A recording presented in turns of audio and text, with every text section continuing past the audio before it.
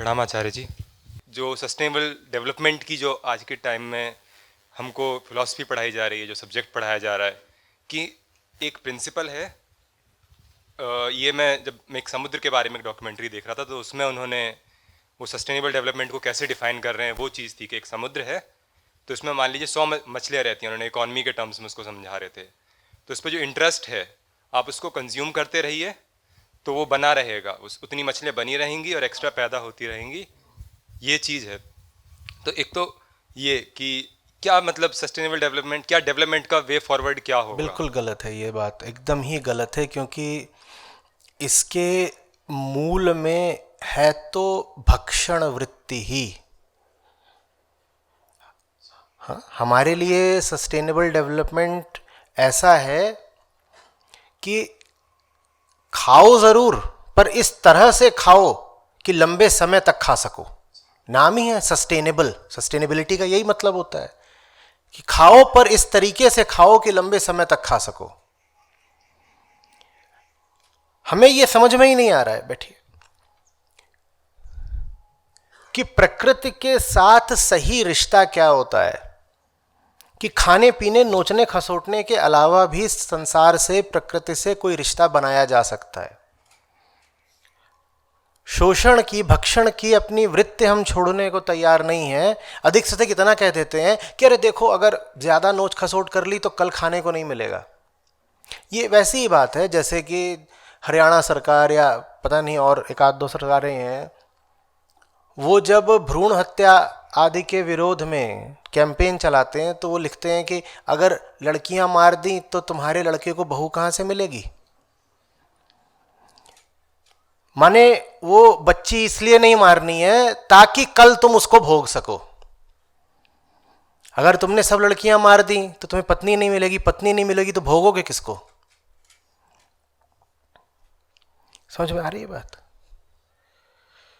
जैसे कसाई अपने बकरे की दवाई कराए कि ये तो अभी छोटा है, ये अगर अभी मर गया तो इसका मांस, इसका वजन कैसे बढ़ेगा, वजन नहीं बढ़ा तो मुनाफा कैसे होगा मुझे। तो तुम बकरे को बचा भी रहे हो तो अपने मुनाफे के लिए, कल काटूंगा।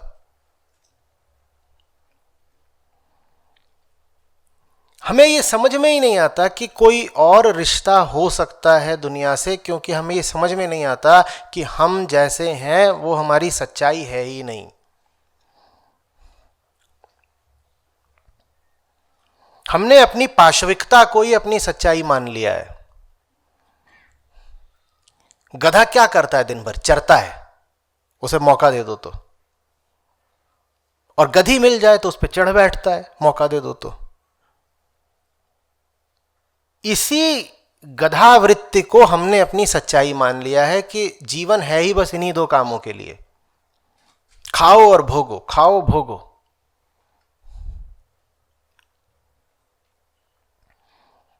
हाँ, साथ ही साथ हमारी प्रजाति को बुद्धि का प्राकृतिक उपहार मिला हुआ है, तो भोग वृत्ति पर हमने बुद्धि की धार चढ़ा दी है। भोग वृत्ति, और उसको हथियार दे दिया है हमने बुद्धि का। तो अब हम और जबरदस्त तरीके से भोगते हैं। जानवर बेचारे को तो रोज इधर उधर निकल करके तलाशना पड़ता है, जैसे बंदर एक से दूसरे पेड़ पर कूदे कि फल कहां मिलेगा। हमने अपने भोगने के लिए फैक्ट्रियां ही तैयार कर दी कि लो, आश्वस्त यहां से आपूर्ति होगी आपको।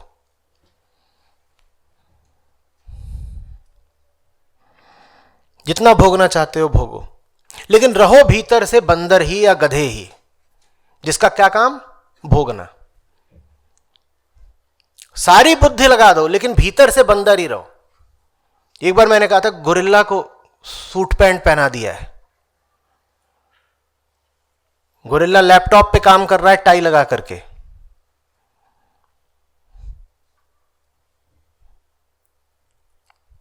सॉफ्टवेयर फर्म में आर्किटेक्ट है वो, कार बनाने वाली कंपनी में जनरल मैनेजर है क्या? लेकिन गोरिल्ला, पूरा गोरिल्ला है। ऊपर से उसने कोट डाल लिया है। ये इंसान है आज का। गोरिल्ला अंग्रेजी बोलता घूम रहा है इधर उधर, वो भी एक्सेंट के साथ। जोए।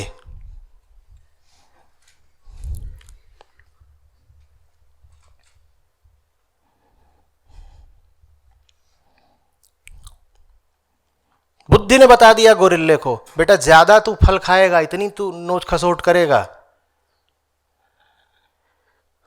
तो कल नहीं मिलेगा फल। जानवर तो इतना ही करता है कि आज की परवाह करता है।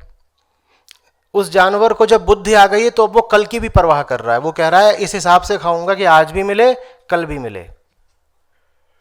बर्बादी आज भी करूंगा कल भी करूंगा। कल की परवाह इसलिए नहीं कर रहा हूं कि मुझे दुनिया को बचाना है, कल की परवाह भी उतनी ही करूंगा जितने में मेरा काम चल जाए। ये सस्टेनेबल डेवलपमेंट है। हम बाहर बहुत कुछ बदलने को तैयार हैं, नया निर्माण करने को तैयार है, नया आविष्कार करने को तैयार है। भीतर के गोरिल्ले को बदलने में कोई रुचि नहीं। भीतर तो गोरिल्ला ही रहेगा, जिद है।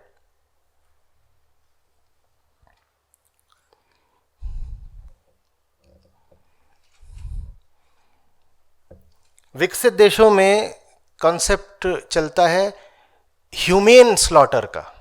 गजब है, मानवीय हत्या। वो कहते देखो अपने जानवरों की हत्या इस तरीके से करते हैं जैसे वो हमारे अपनी औलादें हों। जाड़ों में हम उन्हें ठंड नहीं लगने देते। बूचड़ खाने टेम्परेचर कंट्रोल्ड होते हैं। और हत्या हम बिल्कुल एक झटके में कर देते हैं उनकी, उनको पता ही नहीं चलता। हत्या करने से पहले हम उनको चूमते हैं, उनको हम हाई इमोशनल स्टेट में रखते हैं। क्यों? क्योंकि रिसर्च हुई है कि अगर जानवर को पता चल जाता है कि वो मरने जा रहा है तो डर और तनाव के कारण उसके शरीर में जहर टॉक्सिन्स सीक्रीट होते हैं। और वो सब जब आप खाते हैं तो आपके भी पेट में जाते हैं।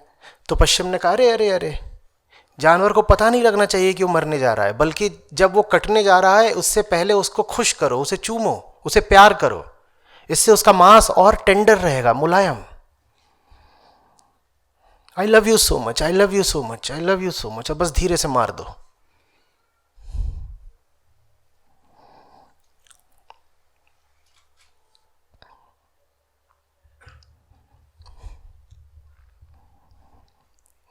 दो ही केंद्र होते हैं। एक केंद्र होता है जानवर का और एक केंद्र होता है आत्मा का।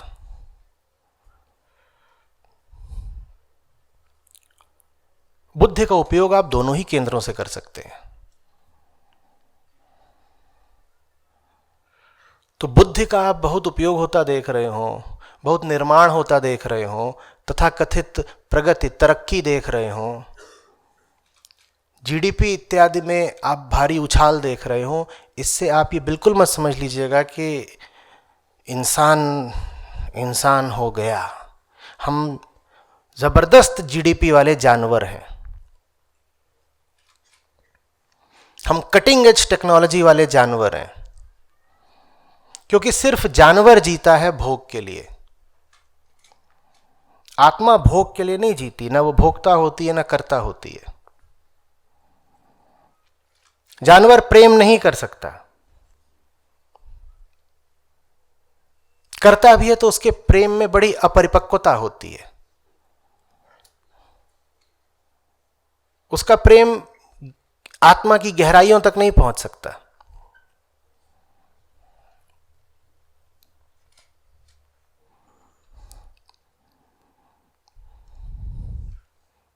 इसीलिए हमारे सब रिश्तों में एक प्रेमहीनता है। दो लोग जो कह रहे हो एक दूसरे के लिए जान दे रहे हैं, गलों में बाहें डाल करके साथ साथ चले जा रहे हो, लिपटे हुए हो, चूमा चाटी कर रहे हो, वहां भी ये निश्चित समझ लीजिएगा कि प्रेम नहीं है। वहां भी नहीं है, कहीं नहीं है। मां अपने बच्चे को छाती से लगाए हुए है, बार बार चूम रही है उसको, वहां भी ये निश्चित समझ लीजिएगा प्रेम बिल्कुल नहीं है। क्योंकि पशु प्रेम नहीं कर सकता, या जो हम प्रेम दिखा रहे हैं वो है वैसा ही जैसा पशुओं का होता है। गाय और बछड़े का जैसा प्रेम होता है वैसा ही प्रेम मनुष्यों में भी माता और संतान का होता है। ममता होती है, प्रेम नहीं होता। ममता गाय के पास भी है, प्रेम करुणा ये तो सिर्फ आत्मा से उठ सकते हैं।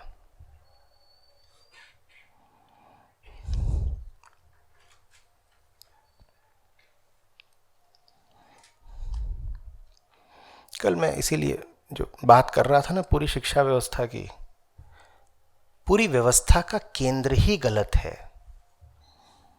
एकदम गलत है। ये सस्टेनेबल डेवलपमेंट जो है इकोनॉमिक्स में आता है और यही है उसकी मूल बात। ऐसे भोगो कि भोगते ही जाओ, बड़ा मजा आएगा।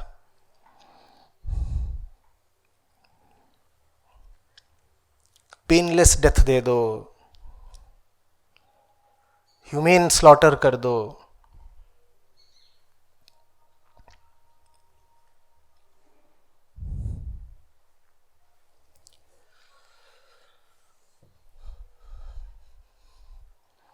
और जब आप प्रकृति की रक्षा सिर्फ इसलिए करते हो ताकि आपकी रक्षा हो सके, तब आप प्रकृति की रक्षा सिर्फ तब तक करोगे जब तक उससे आपको लाभ हो रहा होगा, और उसी तरह से, उसी दिशा में, उसी कोण से करोगे जिससे आपको लाभ हो रहा हो।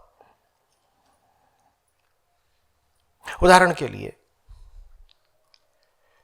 इस वक्त दुनिया में किन पशुओं की और पक्षियों की सबसे ज्यादा तादाद है? हाँ, जिन्हें आप खाते हैं।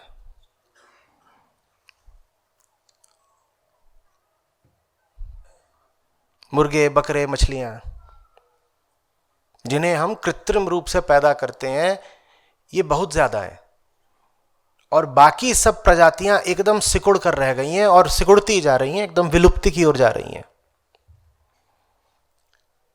तो आप कुतर्क तो ये भी कर सकते हैं कि देखो हमने मुर्गों पर एहसान करा है, उनकी संख्या इतनी बढ़ा दी।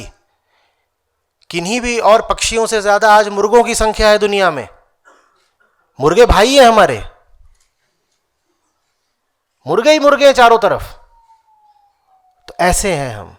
अगर हम किसी की संख्या भी बढ़ा रहे हो तो सतर्क हो जाइएगा, जरूर हम उसका खून पीने वाले हैं। अगर हम किसी के साथ ऊपरी तौर पर कोई अच्छाई करता दिखें तो समझ लीजिएगा कि अब बस छुरा तैयार किया जा रहा है।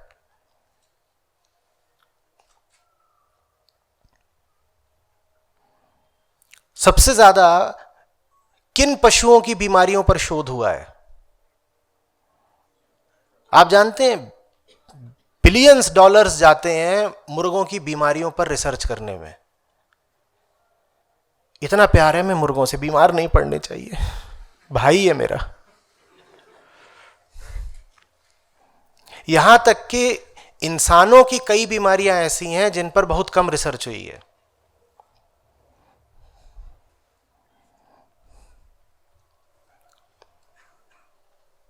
बहुत कम रिसर्च हुई है। मुर्गों की बीमारियों पर जबरदस्त रिसर्च हुई है। गायों पर भी बहुत रिसर्च हुई है। भारी भारी फंड्स जाते हैं मुर्गों, बकरों, गायों, सुअरों, इनकी भलाई करने के लिए।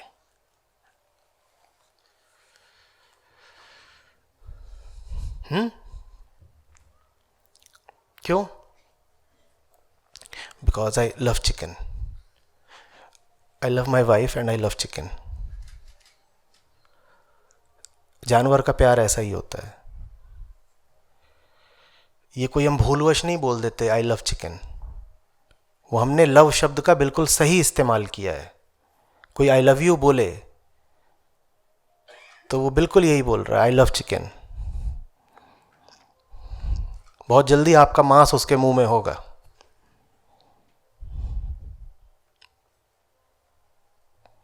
I love chicken.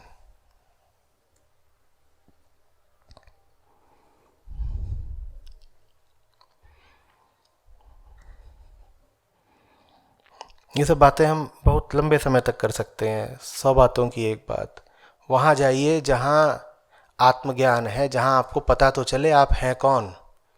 जब आपको पता चलेगा आप कौन है, तब आपको पता चलेगा कि आपको वास्तव में चाहिए क्या। आपको जो चाहिए वो और ज़्यादा भोग से, असीमित कंजम्पशन से नहीं मिलेगा। अंग्रेजी में इसको कहते हैं barking up the wrong tree. आपको जो चीज़ चाहिए वो उस बाजार में नहीं मिलेगी जहां आप भटकते आए आज तक।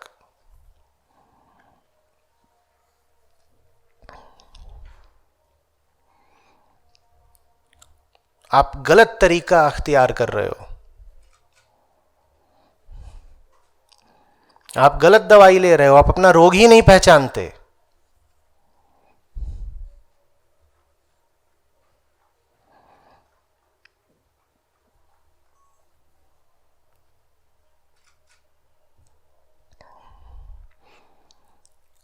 और वो गलत दवाई जब काम नहीं करती तो आप ये नहीं मानते कि दवाई गलत थी, आप कहते हो डोज हल्की थी, और दवाई लो ना, और दवाई लो ना।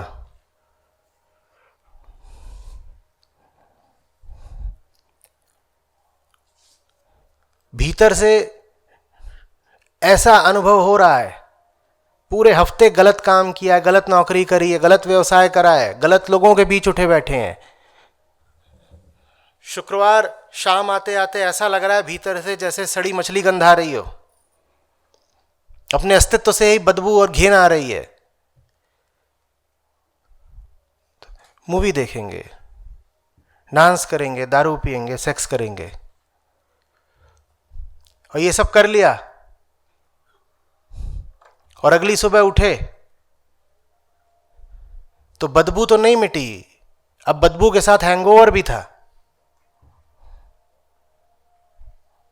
तो निष्कर्ष ये नहीं निकाला कि कल रात जो कुछ करा था वो व्यर्थ गया, निष्कर्ष ये निकाला कि कल रात जो कुछ करा था वो कम करा था, आज और ज्यादा करेंगे। ये क्या मूर्खता है। हम सब भली भांति जानते हैं कि हमने जो चीजें आजमाई हैं अपनी भलाई के लिए वो विफल रही हैं, लेकिन हम ये नहीं मानते कि हमारी दिशा ही गलत रही है, जिस केंद्र से हम चले हैं वो केंद्र ही गलत रहा है। हम ये मानते हैं कि अभी हमने काम जरा कम करा है, अभी और कमाऊंगा तो हो जाएगा, अभी और करूंगा तो हो जाएगा। देखो हमारे गुरुजी भी तो बता गए हैं, more experience will lead you to salvation. अभी अनुभव कम है, इन्हीं चीजों का मुझे और अनुभव लेने दो, बड़े ब्रांड की पीने दो। अभी मैंने 5 देशों की यात्राएं करी हैं, मुझे 50 देश घूमने दो, उससे हो जाएगा। अरे 5 में नहीं हुआ, 50 में कैसे हो जाएगा।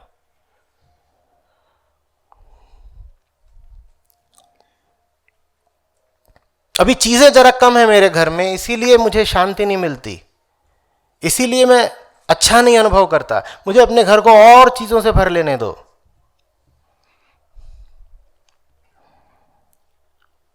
12-14 साल के थे तब से विपरीत लिंगी के पीछे घूम रहे हो, घूमते हुए भी कई दशक बीत गए,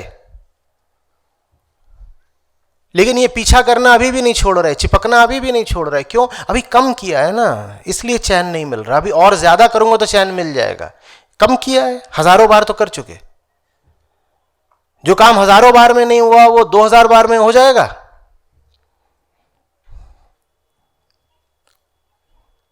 हमारी हालत ऐसी है कि कोई जा रहा हो गलत रास्ते पर और उसको बताया जाए कि तुम गलत रास्ते पर हो, मंजिल तुमसे बहुत दूर है, तो व्यक्ति का अच्छा मंजिल बहुत दूर है, चलो गति बढ़ा देते हैं।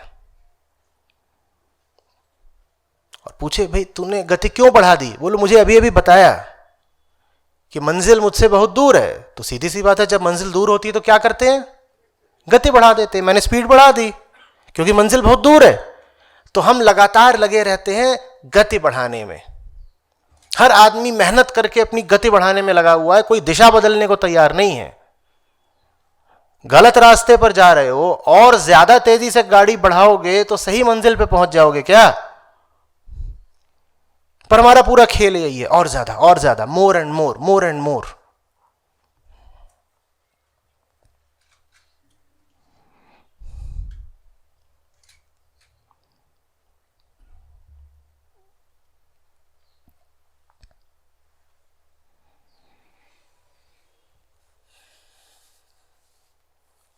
भोग की इच्छा नहीं कम करेंगे, हम कहते हैं हम ग्रीन टेक्नोलॉजी लेके आएंगे। तुम ले आओ ग्रीन टेक्नोलॉजी।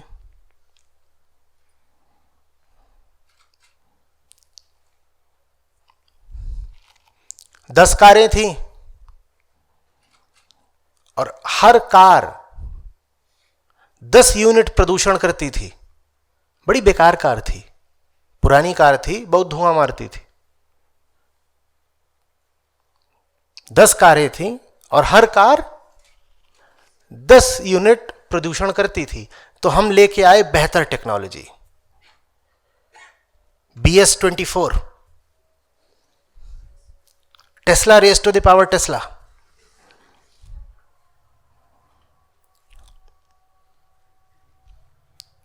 और प्रति कार प्रदूषण हमने घटा के कर दिया 3 यूनिट, और कारों की संख्या बढ़कर हो गई 200। क्योंकि भाई लाइफ में प्रोग्रेस सबको मांगता, और जनतंत्र है, जनतंत्र का मतलब सब बराबर का भोगता। तू जितना भोगेगा भाई को भी उतने ही भोगने का। ये एलिटिज्म नहीं चलने का कि सिर्फ 10 लोगों के पास कार है, सबके पास होने का। तो 10 के पास थी, अब है 200 के पास। लेकिन हम अपनी पीठ थपथपा रहे हैं, हम ग्रीन टेक्नोलॉजी लेके आए हैं। प्रति कार प्रदूषण कम करके हमने कर दिया 3 यूनिट। कुल कितना हुआ? पहले कितना था? ये हमारा सस्टेनेबल डेवलपमेंट है।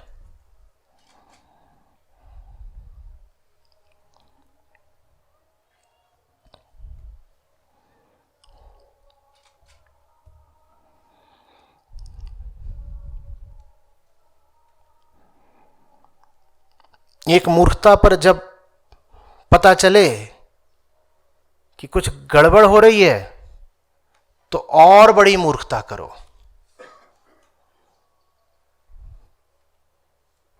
मूर्खता से बड़ी मूर्खता की ओर, और बड़ी मूर्खता पर जब कर्मफल मिले तो फिर और बड़ी मूर्खता करो। मर्ज जितना बढ़ता जाए, नई नई दवाइयां निकालो, और हर दवाई ऐसी निकालो जो मर्ज को और बढ़ा देती हो।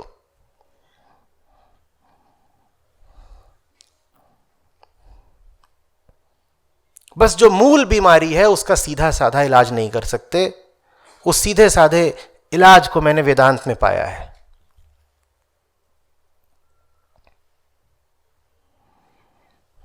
उधर नहीं आना है, बाकी सब कुछ कर लेंगे। पहले नैनीताल जाते थे, फिर गोवा गए, फिर तरक्की करी मॉरिशस गए,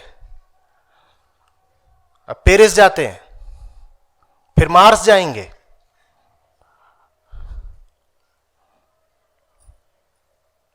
बस नजर मोड़ करके अपने मन की ओर नहीं देखेंगे। वहां कुछ ऐसा है क्या जो इतना घूमने फिरने से चैन पा जाएगा?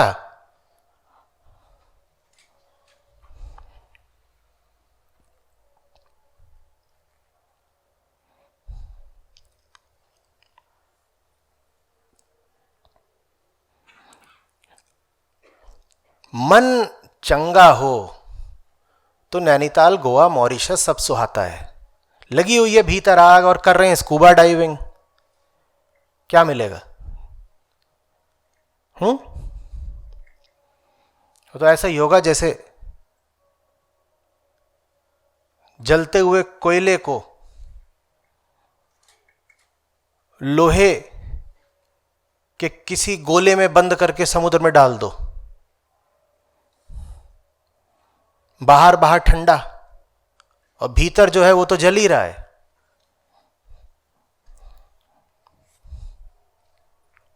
जलता ही रहेगा।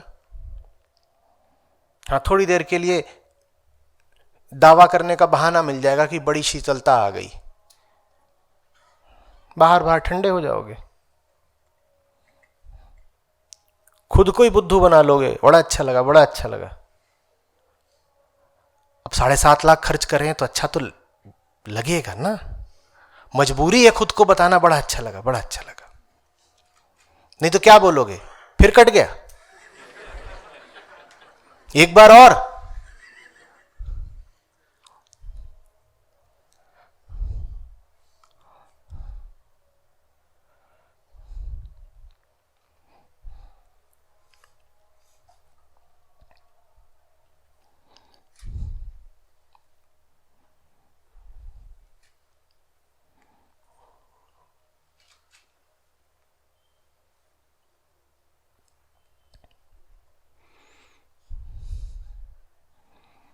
घूमना फिरना अपने आप में बुरा नहीं,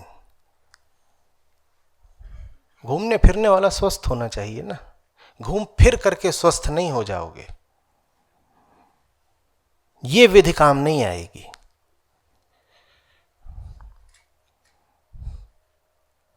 मन चंगा तो कटौती में गंगा,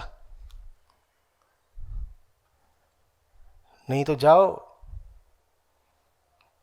अटलांटिक ओशन में डूब मरो।